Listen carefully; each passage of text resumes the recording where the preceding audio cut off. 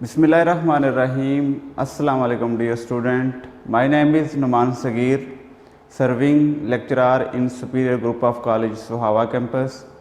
My qualification is MS Finance.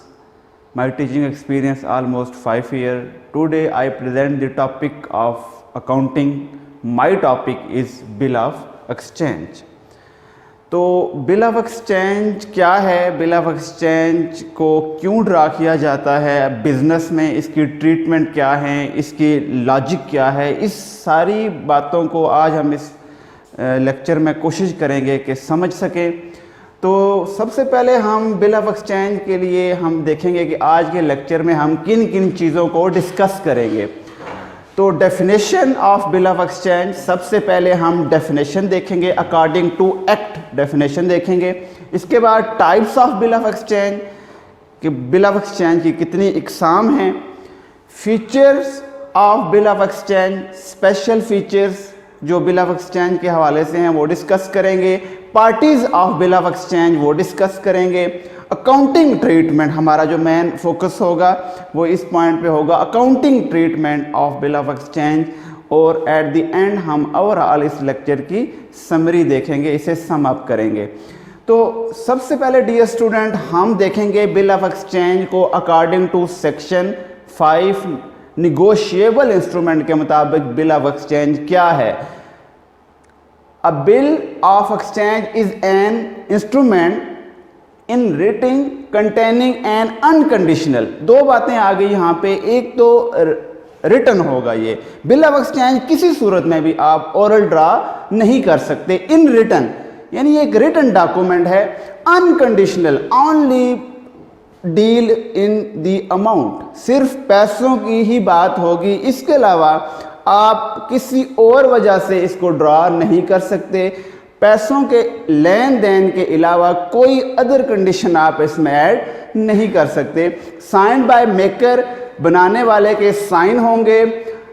Directing a certain person, एक खास बंदे को डायरेक्ट किया जाएगा, ऑर्डर किया जाएगा कि वो सम ऑफ अमाउंट, वो कुछ रकम, वो या उस बंदे को जो डायरेक्टिंग कर रहा है उसको, या ऑर्डर ऑफ हिज पर्सन, उस बंदे के ऑर्डर से, या जिसके पास बिल होगा या बिल ऑफ इंस्ट्रूमेंट के जो बिल का होल्डर होगा उसको अमाउंट एट द एंड मिल जाएगी।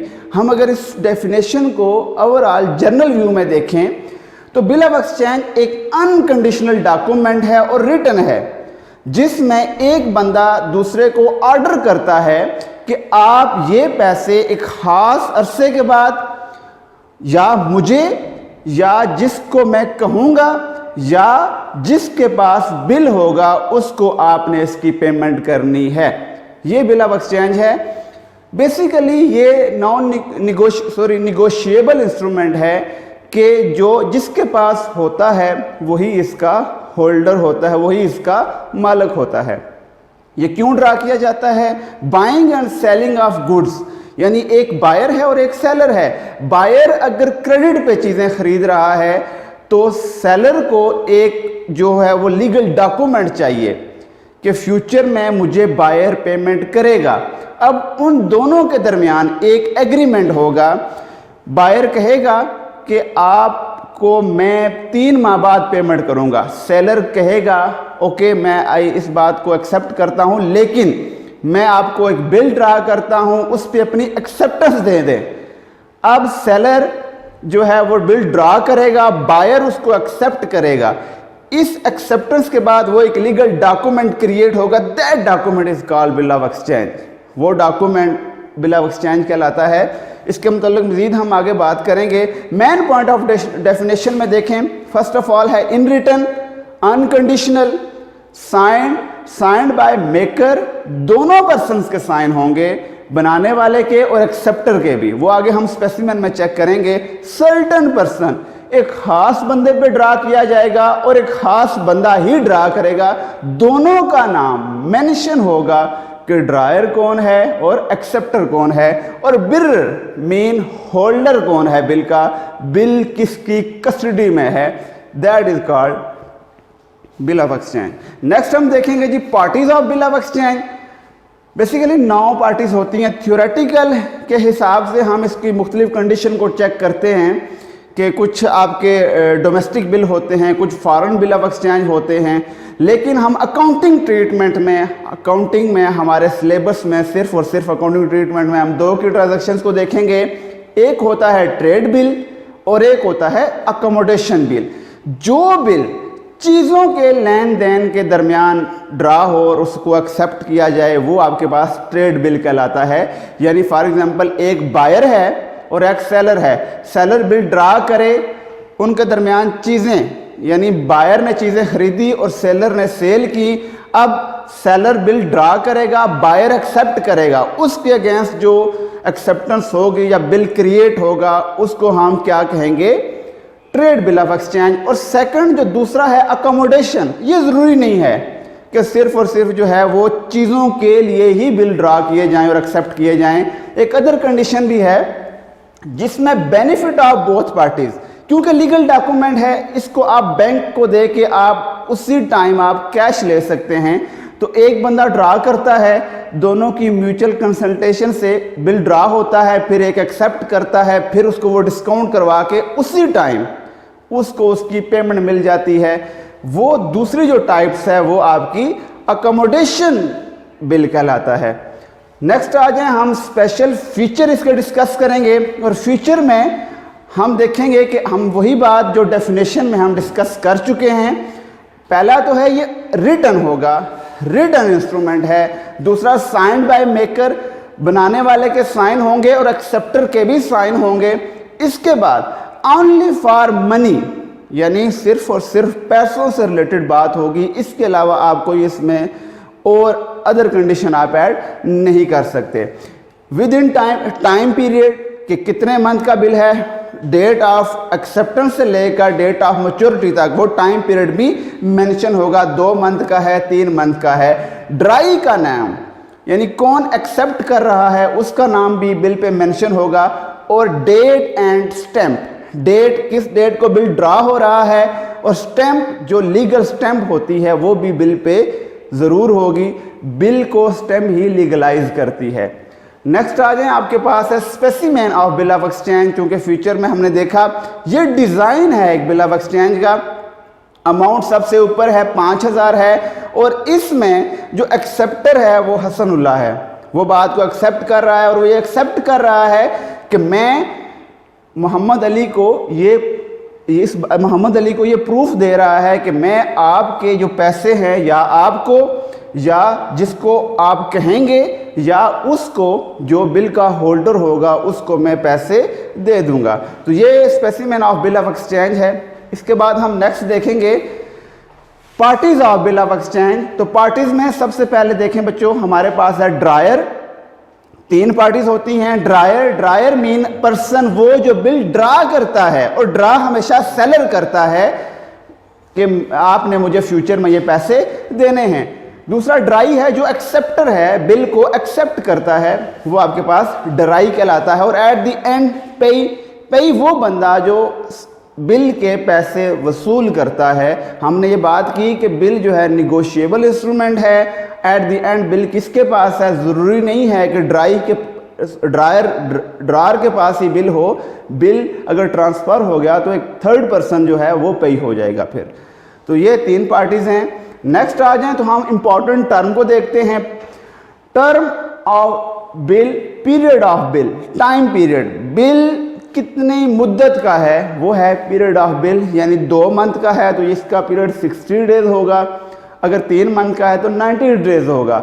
वो मेंशन होगा, उसको हम कहेंगे period of bill.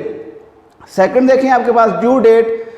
Due date वो डेट होती है कि जिस पे ड्राई ने पैसे अदा करने होते हैं, एक्सेप्टर ने पैसे अदा करने होते हैं। यानी 3 मंथ का बिल था, 90 डे उसकी ड्यू डेट होगी। वो उस डेट को जो है वो ड्राई पेमेंट करेगा। डे ऑफ ग्रेस, 90 डेज के बाद 3 दिन इजाफी दिए जाते हैं कि एक्सेप्टर उस बिल की पेमेंट कर दे। उन 3 डेज को हम डे ऑफ ग्रेस या ग्रेस डेज कहते हैं।